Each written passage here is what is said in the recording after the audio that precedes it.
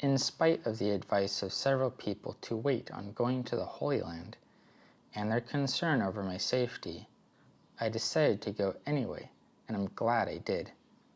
My pilgrimage took on a very special meaning with so few other pilgrims there.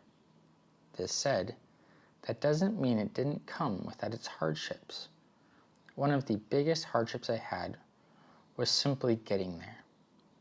I had a ticket with TUS Airlines, which sneakily canceled my flight with one sentence written above my e-ticket, which stated, "Please be informed that U8213 from ATH to TLV on 11 Jan has been canceled."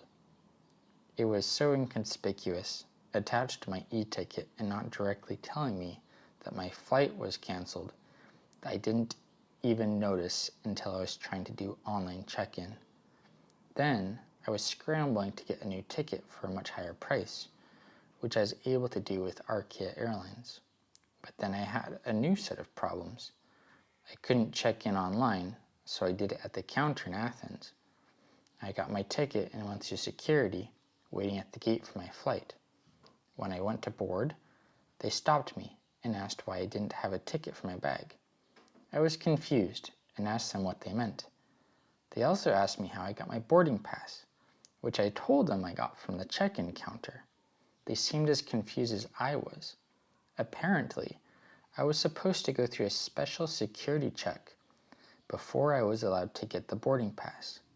After a lot of back and forth and employees saying contradictory things, such as I would miss the flight, or I would be able to go but my belongings could not until the following day, they finally decided to put me and my luggage through the security screening and hold the flight late for me to be able to go on with my belongings.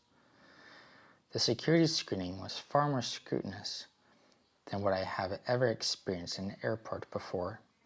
They scrutinized me for why I wanted to go to Israel right now. They looked through my passport and questioned me on where I've traveled previously. Then they took me to a security area where they began looking through my belongings. They told me absolutely everything needed to go into the bottom of the plane, including my backpack with a laptop in it.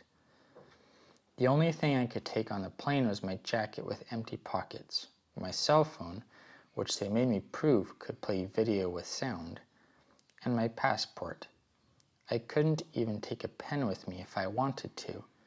Every tiny thing in my jacket pockets they removed and put in my bag to go under the plane.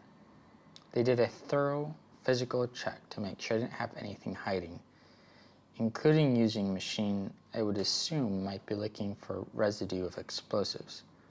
At least, this is what I assume. It certainly wasn't a metal detector. When I finally was escorted to the plane and got on, we took off late, and the plane was only a third full. I assume most everyone else was an Israeli citizen. They were allowed to have their carry-on with them, even though I was not.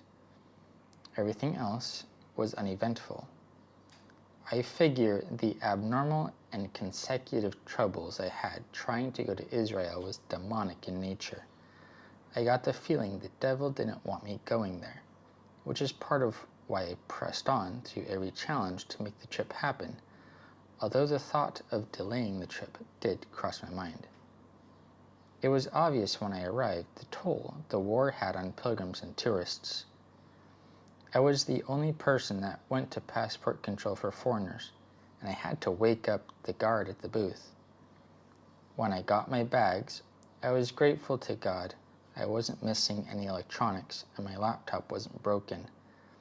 After searching through my bags, which had things scattered everywhere, the only thing I found missing were my cheap sandals.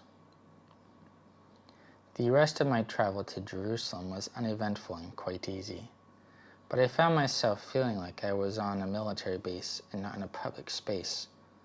People in military uniform were a common sight, and both people in military uniform as well as civilian clothes could be seen walking the streets carrying rifles. Other than seeing so many rifles being carried on the train and in the streets, There were no other signs of there being any kind of unrest, and the streets were calm as I walked to my hotel. Visiting the Church of the Holy Sepulchre and the Basilica of the Agony in Gethsemane, I couldn't help but be moved by the fact that so few people were visiting the places of such tremendous importance to Jesus. At one point, while walking back to my hotel from Old Jerusalem, I felt a strong presence of Jesus, as though he were there, right by my side. I had an interior dialogue with him regarding how few the people were who were coming to walk in his footsteps.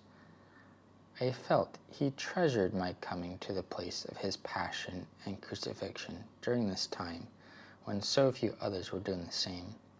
The experience was something I will treasure for the rest of my life.